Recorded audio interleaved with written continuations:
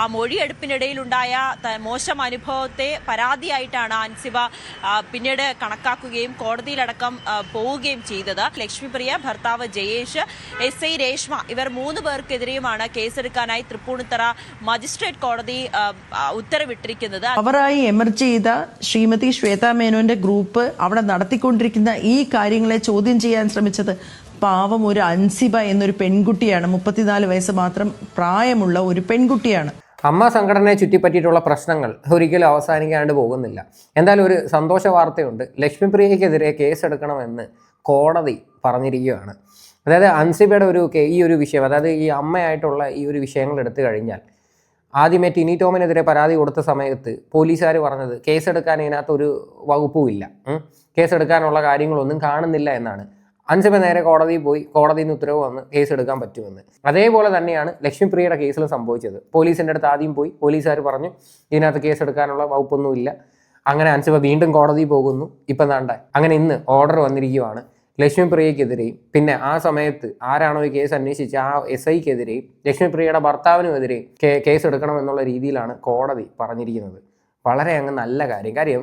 ലക്ഷ്മിപ്രിയയെ സംബന്ധിച്ച് ഒരു സ്ത്രീയെ പറ്റി എന്ത് തോന്നിവാസം വന്ന് വിളിച്ച് പറയാമെന്നുള്ളൊരു വിചാരം നിങ്ങൾക്കുണ്ട്. ഒന്ന് ആലോചിച്ച് നോക്ക്, നിങ്ങളുടെ മകളുടെ പ്രായമുള്ള ഒരു പെൺകുട്ടിയെടുത്ത് ഇങ്ങനെയൊക്കെയുള്ള രീതിയിൽ വന്ന് സംസാരിക്കാമെന്ന് വെച്ച് കഴിഞ്ഞാൽ, വേറൊരു ചെറുക്കനെ റൂമിൽ കണ്ടു, അതിൻ്റെ CCTV ഉണ്ട്, അതിൻ്റെ വീഡിയോ ക്ലിപ്പുണ്ട്, ഞാൻ ഇപ്പോൾ എടുത്ത് പുറത്ത് വിടും. എനിക്ക് തോന്നുന്നു ഇവർ നടത്തിയേക്കുന്ന ഒരു അലിഗേഷൻ ഉണ്ടായിരുന്നല്ലോ, അതായത് ആ ഒരു ഹോട്ടൽ റൂമിൻ്റെ വിഷയമായിട്ട് ബന്ധപ്പെട്ട് അൻസിബയെ പറ്റി, അതിനല്ല ശരിക്കും പറഞ്ഞാൽ കോടതി കേസ് എടുക്കണമെന്ന് പറഞ്ഞതെന്ന് തോന്നുന്നു. കാര്യം ഇവരൊരു വ്യാജ പരാതി കൊടുത്തിട്ടുണ്ടായിരുന്നല്ലോ. ആ വ്യാജ പരാതിക്കെതിരെ അൻസിബ തിരിച്ച് കേസ് കൊടുത്തിട്ടുണ്ടായിരുന്നു. ആ ഒരു വിഷയമായിട്ട് ബന്ധപ്പെട്ടിട്ടാണ് ഇപ്പം നിലവിൽ കോടതി ഓർഡർ വന്നതെന്ന് എനിക്ക് തോന്നുന്നത്. ഇപ്പം എന്ത് തന്നെ ആയി കഴിഞ്ഞാലും ഈ സ്ത്രീക്ക്, അതായത് ലക്ഷ്മിപ്രിയ എന്ന് പറയുന്ന ആ സ്ത്രീക്ക് ആരെ പറ്റിയും എന്ത് തോന്നിയ വിളിച്ച് പറയാം. അത് ശരിയുള്ളൊരു നടപടിയല്ല. ഇന്നലെ അൻസിബയുടെ പ്രസ് മീറ്റിലും എടുത്തു പറഞ്ഞൊരു കാര്യമുണ്ട്. ഒരു സ്ത്രീ പരാതിയായിട്ട് പോലീസ് സ്റ്റേഷനിൽ ചെന്ന് കഴിഞ്ഞാൽ അയ്യോ കേസ് എടുക്കാൻ പറ്റില്ല എന്ന് പറഞ്ഞു വിടാതെ, ആ കേസിൽ എന്തെങ്കിലും കാര്യമുണ്ടെങ്കിൽ ആ പരാതി കൊടുക്കുന്നവരുടെ കൂടെ നിന്ന് തന്നെ പോലീസുകാർ ഇതിന് ആക്ഷൻ എടുക്കണമെന്നുള്ള രീതിയിൽ സംസാരിച്ചായിരുന്നു. വളരെ കറക്റ്റാണ്. എല്ലാ സ്ത്രീകൾക്കും വേണ്ടിയിട്ടാണ് ശരിക്കും പറഞ്ഞ അൻസിബ അത് സംസാരിച്ചത്. എന്തായാലും നമുക്ക് വാർത്തയൊന്ന് കാണാം. അപ്പം വളരെ പ്രധാനപ്പെട്ട മറ്റൊരു വാർത്തയിലേക്ക്. അൻസിബയുടെ പരാതിയിൽ കേസെടുക്കാനുള്ള നിർദ്ദേശം കൂടി കോടതിയിൽ നിന്നുണ്ടായിട്ടുണ്ട്. നടി ലക്ഷ്മിപ്രിയ, ഭർത്താവ് ജയേഷ്, തൃപ്പൂണിത്തറ SI രേഷ്മ എന്നിവർക്കെതിരായ പരാതിയിലാണ് കേസെടുക്കാൻ തൃപ്പൂണിത്തറ മജിസ്ട്രേറ്റ് കോടതി നിർദ്ദേശം നൽകിയിരിക്കുന്നത്. മുഖ്യമന്ത്രിക്കും ആഭ്യന്തരമന്ത്രിക്കും പരാതി നൽകിയിരുന്നെങ്കിലും കേസ് തൃക്കാക്കര ACP അന്വേഷിച്ച് കഴമ്പില്ലെന്ന് കണ്ടെത്തിയിരുന്നു. ഇതിന് പിന്നാലെയാണിപ്പോൾ അൻസിബ കോടതിയെ സമീപിച്ചത്. അതിനൊടുവിലാണിപ്പോൾ നടപടി ഉണ്ടാകുന്നത്. നവമി ദിനേശ് നമുക്കൊപ്പമുണ്ട്. നവമി, വീണ്ടും അൻസിബയ്ക്ക് കോടതിയിൽ നിന്നും അനുകൂലമായ നീക്കമുണ്ടാവുകയാണ്. കോടതിയിൽ തന്നെ ഫൈറ്റ് ചെയ്ത് അൻസിബയ്ക്ക് വിജയിക്കേണ്ടി വരുന്നു എന്നാണ് സാഹചര്യം. ഇതിൽ അന്വേഷണം ഉണ്ടാവുന്നത് ഒരു പോലീസ് ഉദ്യോഗസ്ഥയ്ക്കെതിരെയും എന്ന പ്രധാനപ്പെട്ട കാര്യം കൂടിയുണ്ടല്ലോ.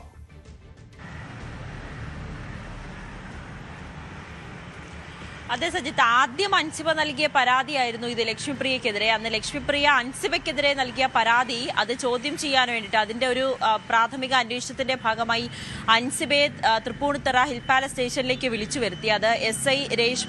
അതായത് ആദ്യത്തെ കേസിനെ ചുറ്റിപ്പറ്റിയിട്ടുള്ള പ്രശ്നമാണത്. എന്തായാലും നല്ലൊരു കാര്യം വ്യാജമായിട്ട് കൊണ്ടുവന്ന് പരാതി കൊടുക്കുന്നുണ്ടല്ലോ, അത് അത്ര ശരിയുള്ള ഏർപ്പാടൊന്നും അല്ല. കാര്യം ഈ ലക്ഷ്മിപ്രിയയെ സംബന്ധിച്ച് എന്തെല്ലാം കേസ് നിലവിൽ കിടപ്പുണ്ടെന്നറിയോ? ഏകദേശം 20 ലക്ഷം രൂപയാണ് ഒരു പ്രൊഡ്യൂസറുടെ കയ്യിൽ നിന്ന് അടിച്ചു മാറ്റിയത്. ഇതുവരെയും അതിനെ പറ്റിയിട്ട് ആർക്കും ഒന്നും സംസാരിക്കേണ്ട. ലക്ഷ്മിപ്രിയയെ സപ്പോർട്ട് ചെയ്തുകൊണ്ട് നിൽക്കുന്ന ആൾക്കാർക്കും ഇതിനെപ്പറ്റി ഒന്നും പറയാനില്ല. ആദ്യമേ ആ പൈസ നിങ്ങൾ സെറ്റിൽ ചെയ്യാൻ നോക്ക്, അതിനുശേഷം നിങ്ങൾ ബാക്കിയുള്ളവരുടെ പേര് കൊണ്ടുവന്ന് കേസ് കൊടുക്കുക. കാര്യം ഒരു ഉളുപ്പുമില്ലാതെ വന്നിരുന്നിട്ട് എന്തോ വലിയ സംഭവമാണെന്നുള്ള രീതിയിലാണ് നിങ്ങൾ സംസാരിക്കുന്നത്. അത് മാത്രമല്ല, നിങ്ങളൊക്കെ എന്തിനാണ് ഈ അമ്മ അസോസിയേഷനിൽ മെയിൻ മെമ്പറായിട്ടൊക്കെ ഇരിക്കേണ്ട കാര്യം? നിങ്ങൾക്കൊക്കെ അതിനുള്ള യാതൊരുവിധ യോഗ്യതയില്ല. ഉള്ള കാര്യം പറയാമല്ലോ. ആയിരുന്നു അന്ന് വിശദമായ മൊഴിയെടുത്തത്. ആ മൊഴിയെടുപ്പിനിടയിലുണ്ടായ മോശം അനുഭവത്തെ പരാതിയായിട്ടാണ് അൻസിബ പിന്നീട് കണക്കാക്കുകയും കോടതിയിലടക്കം പോവുകയും ചെയ്തത്. അന്ന് 3 മണിക്കൂറുകളോളം അൻസിബയെ സ്റ്റേഷനിലിരുത്തി ഹറാസ് ചെയ്തു. പിന്നീട് താൻ പറയാത്ത പല കാര്യങ്ങളും മൊഴിയിൽ എഴുതി ചേർത്തു. അങ്ങനെയുള്ള ആരോപണങ്ങളാണ് അൻസിബ ഉന്നയിക്കുന്നത്. അതിൽ തൃപ്പൂണിത്തറ ACP അതിലൊരു അന്വേഷണം നടത്തിയതിനു ശേഷം കണ്ടെത്തിയത് ഈ പരാതിയിൽ കഴമ്പില്ല എന്നാണ്. ഇത് കോടതിയിൽ റിപ്പോർട്ട് സമർപ്പിക്കുകയും ചെയ്തു. പക്ഷേ കോടതി അതിൽ ഉത്തരവിട്ടിരിക്കുകയാണ് അന്വേഷണം നടത്തുന്നത്. ഓരോ വട്ടം അൻസിബ കോടതിയിൽ പോകുമ്പോഴും കോടതിയിൽ നിന്ന് നീതി കിട്ടുന്നുണ്ടെങ്കിൽ മനസ്സിലാക്കിക്കോ, അൻസിബയുടെ ഭാഗത്ത് ന്യായം ഉണ്ടായതുകൊണ്ടാണ്. അൻസിബയുടെ ഭാഗത്ത് ന്യായം ഇല്ലെങ്കിൽ കോടതി ഒരിക്കലും കേസെടുക്കത്തില്ല. മനസ്സിലായില്ലേ? അപ്പോൾ ഈ ടിനി ടോമിൻ്റെ കേസ് തന്നെ എന്തായിരുന്നു? ഇതേപോലെയായിരുന്നു. കഴമ്പില്ലെന്ന് പറഞ്ഞിട്ട് നൈസായിട്ട് അങ്ങ് അവോയ്ഡ് ചെയ്യുമായിരുന്നു. ഇവർക്കെതിരെ കേസെടുക്കണമെന്ന്, അതായത് ലക്ഷ്മിപ്രിയ, ഭർത്താവ് ജയേഷ്, SI രേഷ്മ, ഇവർ 3 പേർക്കെതിരെയുമാണ് കേസെടുക്കാനായി തൃപ്പൂണിത്തറ മജിസ്ട്രേറ്റ് കോടതി ഉത്തരവിട്ടിരിക്കുന്നത്. അതിന്റെ അടിസ്ഥാനത്തിൽ ഇനിയിപ്പോൾ കേസ് FIR രജിസ്റ്റർ ചെയ്യും. അൻസിബയുടെ മൊഴിയെടുക്കും. അതോടൊപ്പം തന്നെ ലക്ഷ്മിപ്രിയ, ജയേഷ്, ഭർത്താവ്, SI എന്നിവരെയും ചോദ്യം ചെയ്യാൻ വിളിപ്പിക്കുമെന്നാണ് ഇനി തുടർ നടപടികളായി നമ്മൾ കണക്കാക്കുന്നത്. അതിനിടയിൽ ഇന്നലെ ടിനി ടോമിനെതിരെ നൽകിയ പരാതിയിൽ കേസെടുക്കാനായി കടവന്ത്ര പോലീസിനോട് കോടതി നിർദ്ദേശം നൽകി. അതിന്റെ മൊഴി രേഖപ്പെടുത്താൻ അൻസിബയുടെ 5 മണിക്ക് സ്റ്റേഷനിൽ എത്തണമെന്ന് ആവശ്യപ്പെട്ടു. അൻസിബ എത്തി മണിക്കൂറുകളോളം ഇരുന്നിട്ടും പോലീസ് ഉദ്യോഗസ്ഥർ എത്തിയില്ല. നിരുത്തരവാദപരമായിട്ടുള്ള ഒരു പെരുമാറ്റമാണ് പോലീസ് ഉദ്യോഗസ്ഥരുടെ ഭാഗത്തു നിന്നും ഉണ്ടായതെന്ന് പറഞ്ഞുകൊണ്ട് അൻസിബ പിന്നീട് മടങ്ങുന്ന സാഹചര്യമാണ് കാണുന്നത്. എന്തായാലും പോലീസ് കാര്യം മനഃപൂർവ്വം പ്ലാൻ ചെയ്തിട്ട് പണിയുമാണ് അൻസിബ, അല്ല വേറെ കാര്യമൊന്നുമില്ല. കാര്യം കേസ് എടുക്കാൻ പറ്റില്ല എന്ന് പറഞ്ഞിട്ട് അൻസിബ കോടതി ചെല്ലുമ്പോഴത്തേക്ക് കോടതി ഓർഡർ കിട്ടിക്കഴിയുമ്പം പോലീസുകാർക്ക് സ്വാഭാവികമായിട്ട് ഒരു ചുരുക്ക് കാണും. ഇവിടെ ഞങ്ങളെക്കാട്ടി മോളിൽ പോയിട്ട് ഇങ്ങനെ ചെയ്തതാണല്ലോ എന്ന് പറയുന്ന ഒരു സാധനം കാണും. അതാണ് ഇവിടെ സംഭവിച്ചിരിക്കുന്നത്. മനസ്സിലായോ? ആ പെൺകുട്ടി എത്രത്തോളം ആൾക്കാരെല്ലാവരും കൂടെ വളഞ്ഞിട്ട് ആക്രമിക്കാവോ അതിൻ്റെ മാക്സിമം ചെയ്തുകൊണ്ടിരിക്കുക. അത് വേറൊരു കോമഡി എന്ന് വെച്ച് കഴിഞ്ഞാൽ ഈ ശ്വേത മേനോൻ്റെ ഗ്യാങ്ങിലുള്ള സകലമായ ആൾക്കാരും പറഞ്ഞുകൊണ്ട് കിടക്കുന്നത് PR വർക്കാണെന്നാണ്. അതായത് ജനങ്ങൾക്കറിയാം, കോടതിക്കറിയാം സത്യം ആരുടെ ഭാഗത്താണെന്ന്. അത് ആദ്യം മനസ്സിലാക്കിയാൽ മതി. അല്ലാതെ അൻസിബയ്ക്ക് PR ഒന്നും ചെയ്യേണ്ട ആവശ്യമില്ല. കണ്ടുകൊണ്ടിരിക്കുന്ന ഞങ്ങളാരും പൊട്ടന്മാരൊന്നുമല്ല. നൽകിയ 2 പരാതികളിലും കോടതി നേരിട്ട് കേസെടുക്കാനാണ് ഇപ്പോൾ പോലീസിനോട് നിർദ്ദേശിച്ചിരിക്കുന്നത്. അതിലിപ്പോൾ എന്തായാലും തൃപ്പൂണിത്തറ SI ഉൾപ്പെടെയുള്ളവർക്കെതിരെ പരാതി FIR ഇട്ട് കേസ് രജിസ്റ്റർ ചെയ്യാൻ കോടതി നിർദ്ദേശം നൽകിയിരിക്കുകയാണ്. ഇനിയിപ്പോൾ അവർ കോടതിയെ സമീപിക്കുമോ, ജാമ്യം അടക്കം തേടുന്നതിന് വേണ്ടിയിട്ടുള്ള നടപടികളിലേക്കായിരിക്കുമോ കടക്കുക എന്നതാണ് നമ്മൾ ഉറ്റുനോക്കുന്നത്. നിലവിൽ ടിനി ടോമിനെതിരായിട്ടുള്ള കേസിലും ടിനി ടോമിനെ ചോദ്യം ചെയ്യാൻ വിളിപ്പിച്ചിട്ടില്ല എന്നാണ് അറിയാൻ സാധിക്കുന്നത്. സജിത്ത്, കോടതിയിൽ നിന്ന് ഓർഡർ വന്നിട്ടും ഇതുവരെയും ടിനി ടോമിനെ വിളിപ്പിച്ചിട്ടില്ല എന്നാണ് പറയുന്നത്.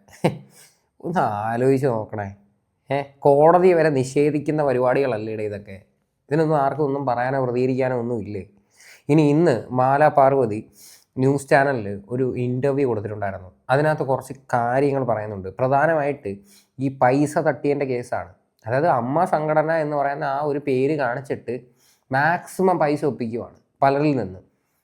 ഫിലിം ഇൻഡസ്ട്രിയിലുള്ള ഒരു മനുഷ്യരുടെ കയ്യിൽ കാശില്ലേ? ഒരു പടമൊക്കെ അഭിനയിച്ച് കഴിഞ്ഞാൽ ലക്ഷങ്ങളാണല്ലോ കിട്ടുന്നത്. എന്ത് ചെയ്യുക, കാശല്ലേ അവിടെ. അപ്പം ഇത് നിങ്ങൾക്ക് നാട്ടുകാരുടെ കയ്യിൽ നിന്ന് കാശ് മേടിച്ച് കഴിഞ്ഞാൽ മാത്രമേ ഇത് മുന്നോട്ട് കൊണ്ടുപോകാൻ പറ്റത്തുള്ളൂ. അത് കേരളം എങ്ങനെയാണ് ഈ പവർ ഗ്രൂപ്പ് എന്ന വാക്കിനോട് പ്രതികരിക്കുന്നത് എന്ന് ആൾക്കാർക്ക് അറിയാം.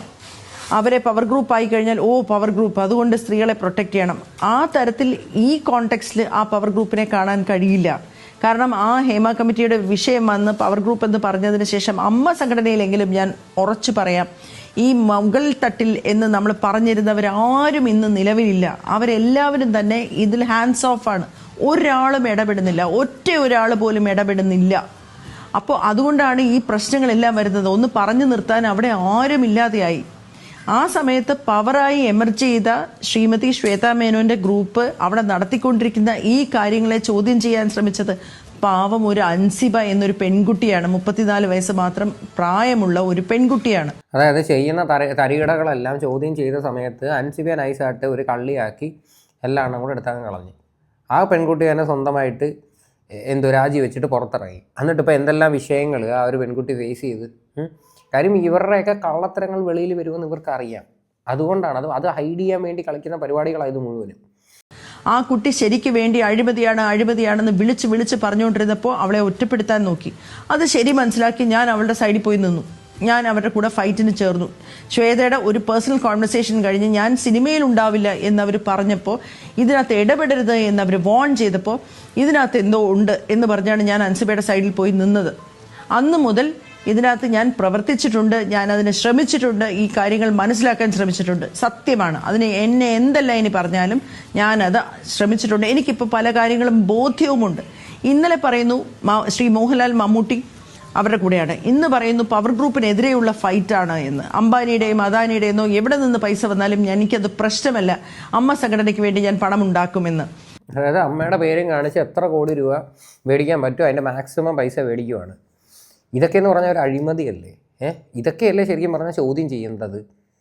ഇവർ ഈ ഒരു പ്രസിഡന്റ് സ്ഥാനത്തിരുന്നിട്ട് ചെയ്യാൻ പറ്റുന്ന പരിപാടികളാണോ ഈ കാണിച്ചത്?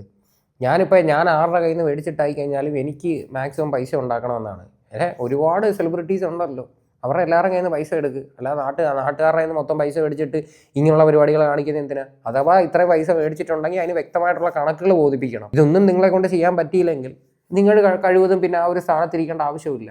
ഇത്രയും പൈസ ശരിക്കും എന്തിനാണ്? അതാണ് ഇവിടെ എനിക്ക് ചോദിക്കാനുള്ള. ഈ ഒരു സംഘടന മുന്നോട്ട് കൊണ്ടുപോകുന്നതിന് എന്തിനാ ഇത്രയും കോടിക്കണക്കിന് രൂപ മേടിക്കേണ്ട ആവശ്യം? കുറച്ച് പാവങ്ങളുടെ ആൾക്കാരുടെ പേര് പറഞ്ഞിട്ടാണ് ഇവർ കളിക്കുന്നത്. മാസം മരുന്ന് മേടിക്കണം, ഈ പെൻഷൻ കൊണ്ടാണ് അവരെല്ലാവരും ജീവിക്കുന്നത് എന്ന് വെറുതെ അനാവശ്യമായിട്ടുള്ള കുറേ കാര്യങ്ങൾ പറഞ്ഞിട്ടാണ് ഇവർ എന്ത് പറയണ്ട ഈ ആൾക്കാരുടെ കയ്യിൽ നിന്ന് പൈസ മേടിക്കുന്നത്. അവിടെ അമ്മ സംഘടനയ്ക്ക് വേണ്ടി പണത്തിന് ഒരു ലിമിറ്റുണ്ട്. ഒരുപാട് കോടി 15-16 കോടിയൊന്നും അമ്മയ്ക്ക് വേണ്ട. അങ്ങനെ അല്ലെ എന്ന് വെച്ചാൽ അത് കൊണ്ടുവരുന്നതിന് ഒരു രീതിയുണ്ട്. ഒരു ചാരിറ്റബിൾ സൊസൈറ്റിക്ക് പണം വാങ്ങുന്നതിന് പോലും ലിമിറ്റേഷൻസ് ഉണ്ട്. എങ്ങനെ വരണം, എത്ര വരണം, അത് വെളിയിൽ നിന്ന് വന്നാൽ അത് ആ സംഘടനയിൽ ചെലവാക്കാൻ പറ്റില്ല. അതുകൊണ്ടാണ് കൈനീട്ടം കൊടുക്കുന്നവർ ലൈഫ് മെമ്പർ പോലുമല്ല നമ്മുടെ സംഘടനയിൽ. പല പ്രശ്നങ്ങളുണ്ട്. അപ്പോൾ അതിന് ഈ കണക്ക് കാണിക്കാതെ കോടികൾ വാങ്ങിച്ചു കൂട്ടിയാൽ അവസാനം ഈ സംഘടനയ്ക്ക് തന്നെ പ്രശ്നമാവില്ലേ? ഇവിടുത്തെ പ്രധാനപ്പെട്ട എല്ലാ അംഗങ്ങൾക്കും പ്രശ്നമാവില്ലേ? അല്ലെങ്കിൽ മുഴുവൻ അംഗങ്ങൾക്ക് പ്രശ്നമാവില്ലേ? ഇത് കണക്ക് കാണിക്കില്ല എന്ന് പറഞ്ഞാൽ എങ്ങനെയാ? ഇത് കണക്ക് കാണിക്കണമെന്ന് ഈ സെലിബ്രിറ്റി നമ്മുടെ ഈ സിനിമാ നടന്മാരുണ്ടല്ലോ, അതിൽ ഈ മെയിനായിട്ട് നിൽക്കുന്ന ആൾക്കാരുണ്ടല്ലോ, മോഹൻലാൽ, മമ്മൂട്ടിയൊക്കെ, ഇവരൊക്കെ ഇതിനകത്ത് ഇടപെട്ട് വാ തുറന്ന് സംസാരിക്കണം. ഇവരാരും സംസാരിക്കാത്തതാണ് ഏറ്റവും വലിയ വിഷയം. ലാലേട്ടൻ പ്രസിഡന്റ് സ്ഥാനം എന്തുകൊണ്ടാണ് ഒഴിഞ്ഞത്? പുള്ളിക്കാരനെ കൊണ്ട് ഈ ഒരു വിഷയങ്ങൾ ഹാൻഡിൽ ചെയ്യാനായിട്ട് പറ്റത്തില്ല. അതുകൊണ്ടാണ്. കാര്യം ഒന്നുമില്ലെങ്കിലും ഈ പറയുന്ന മമ്മൂട്ടിയായാലും മോഹൻലാലായാലും ഇവർ സ്വന്തമായിട്ടൊന്ന് ചിന്തിക്കണം. ഈ വിഷയത്തിൽ എന്തെങ്കിലും ഒന്ന് പരിഹരിച്ചേ പറ്റത്തോളം. ഇവർ രണ്ടുപേരും ഇനിഷ്യേറ്റീവ് എടുത്ത് ഇറങ്ങിക്കഴിഞ്ഞാൽ ഇത് തീരാവുന്ന വിഷയമേ ഉള്ളൂ. പക്ഷെ ഇവരെല്ലാവരും ബാക്ക് വലിഞ്ഞ് നിന്ന് കഴിഞ്ഞാൽ ഇവിടെ ഒന്നും നടക്കാൻ പോകുന്നില്ല. ഇത് ഇങ്ങനെ തന്നെ കണ്ടിന്യൂ ചെയ്തുകൊണ്ടേയിരിക്കും. രമേശ് പിഷാരടി വന്ന് പ്രശ്നങ്ങൾ തീർക്കാനായിട്ട് വന്ന് നിന്ന് എന്നിട്ട് അവസാനം രമേശ് പിഷാരടിയുടെ വോയിസ് തന്നെ റെക്കോർഡ് ചെയ്തെടുത്ത് വെളിയിലിട്ട് കണക്ക് ചോദിക്കുന്നവരെ ഇപ്പം ഞാൻ പറയുന്നത് അവർക്ക് അശ്ലീലമായിട്ട് അവരുടെ കാതിൽ വീണുകൊണ്ടിരിക്കുകയാണെന്ന് എനിക്ക് ഉറപ്പാണ്. കാരണം ഒരു പ്രസിഡന്റിന് ചേർന്ന രീതിയിലല്ല അവർ സംസാരിച്ചുകൊണ്ടിരുന്നത്. ഐ ആം ദ പ്രസിഡന്റ് എന്ന് ഉറക്കെ ആക്രോശിച്ചുകൊണ്ട് സംസാരിക്കുന്നവരുടെ വായടപ്പിക്കാൻ നോക്കി, മൈക്കിന്റെ ചുറ്റും വട്ടം പിടിച്ച് സംസാരിപ്പിക്കാതിരിക്കാൻ നോക്കി. എന്തിന്? ഇതൊരു ജനാധിപത്യ രാജ്യമാണ്. ചോദ്യങ്ങളുണ്ടാവും. ഒരു സ്ഥാനത്തിരിക്കുന്നവർക്കെതിരെ ആരോപണങ്ങളുണ്ടാവും. ഇതൊക്കെ സ്വാഭാവികമാണ്. ഇത് അതിജീവിക്കുക തന്നെ വേണം. പക്വമായി ഇടപെടണം. ഒരു ആരോപണം കേൾക്കുമ്പോൾ ഇറങ്ങി ഓടുന്ന ഒരാളല്ല ഒരു സ്ഥാനത്തിരിക്കേണ്ടത്. അതിനൊക്കെ ഒരു ഗൗരവം. 17 പേരുടെ അങ്ങോട്ടും ഇങ്ങോട്ടുമുള്ള വഴക്കിനെ പറഞ്ഞു ഇരുത്താൻ സാധിച്ചില്ല. ആൻസർ ഇല്ലാതെ വരുമ്പോഴാണ് ഇറങ്ങി ഓടാനായിട്ട് ശ്രമിക്കുന്നത്. അല്ല വേറെ ഒന്നുമില്ല. അവസാനം രാജി വെച്ചിട്ട് പോയി. ഇപ്പം രാജി വെക്കുന്നില്ല, തിരിച്ചു വരുന്നു എന്നുള്ള രീതിയിലൊക്കെ പറയുന്നത്. എന്തൊക്കെ ഈ കാണിക്കുന്നത്? ഇത് ദൈവത്തെ ഓർത്തൊന്നും നിർത്താൻ വല്ല വഴിയുണ്ടോ? നേരം വെളുത്താൽ ഇത് തന്നെ പ്രധാനപ്പെട്ട വാർത്തയാണ്. അമ്മ സംഘടനയിലെ പ്രശ്നങ്ങൾ. ഒരുപാട് ആൾക്കാർ ദുരിതം അനുഭവിക്കുന്നുണ്ട്. ഈ പൈസ എല്ലാം പറ്റുമെങ്കിൽ ആ പാവങ്ങൾക്ക് കൊണ്ട് കൊടുക്ക്. ചുമ്മാ ഒരു സംഘടനയെന്നും പറഞ്ഞിട്ട് മാക്സിമം പൈസയും പിരിച്ചിട്ട് ഇങ്ങനെയുള്ള തോന്നിവാസങ്ങൾ കാണിക്കുക. എന്തായാലും ഈ ഒരു വിഷയമായിട്ട് ബന്ധപ്പെട്ട് നിങ്ങളുടെ എല്ലാവരുടെയും അഭിപ്രായങ്ങൾ എന്താണെന്ന് വെച്ചാൽ നിങ്ങൾ തീർച്ചയായിട്ടും കമൻറ്റ് ചെയ്യുക.